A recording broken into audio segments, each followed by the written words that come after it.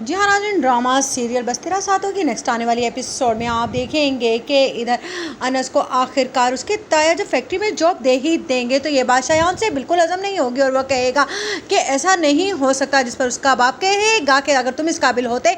कि मैं इस लड़के को अपनी फैक्ट्री में ना रखूँ तो बात ही क्या थी, लेकिन मुझे मजबूर होकर इसे अपने फैक्ट्री में जॉब देनी पड़ी है। उधर आप देखेंगे कि अंसा कहती है कि रातों रात ही इनकलाब कैसे आ गया, इस पर अनस कहता है कि मुझे लगता है कि दादा जान ने कुछ ज़्यादा ही इमोशनली ब्लैकमेल कर दिया है ताया जान को, जिस पर वो कहती है कि मुझे तो लगता है कि मामला कुछ और ही है। इधर आप देखेंगे कि शहरीन जब बार बार अनस को देखती है तो उसके दिल में ख्याल आता है कि उसने हीरे जैसे इंसान को ठुकरा कर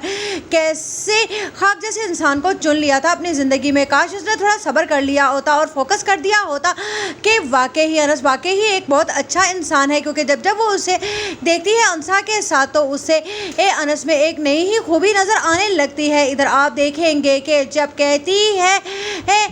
शहरीन की माँ कि आपको क्या हो गया था जो आपने अबू की बातों में आकर उस अनस को अपनी फैक्ट्री में जगह दे दी है, उस पर कहता है शयान का बाप, तुम जानती हो कि तुम्हारा बेटा आजकल क्या करता फिर रहा है, तुम उसके ऊपर ज़रा नज़र रखो तो तुम्हें पता चले। तुमने बेटी को भी ऐसे ही छोड़ दिया था और अब बेटे को भी। वो तो शुक्र है कि मुझे मालूम हो गया कि वो क्या करने वाला है, वरना तुम जानती हो कि फैक्ट्री हाथों से हमारे निकल जाती, क्योंकि इसमें बहुत बड़ा नुकसान होने वाला था। वो तो मुझे अब्बू के ऊपर एहसान भी कर दिया और अनस को भी अपनी फैक्ट्री में रखकर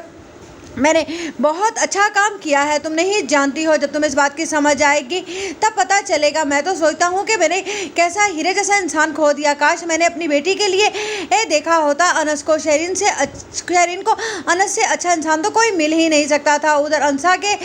दिल में जब ये बात आएगी कि ये कैसी बातें कर रहे हैं, इनकी नज़र शायद अब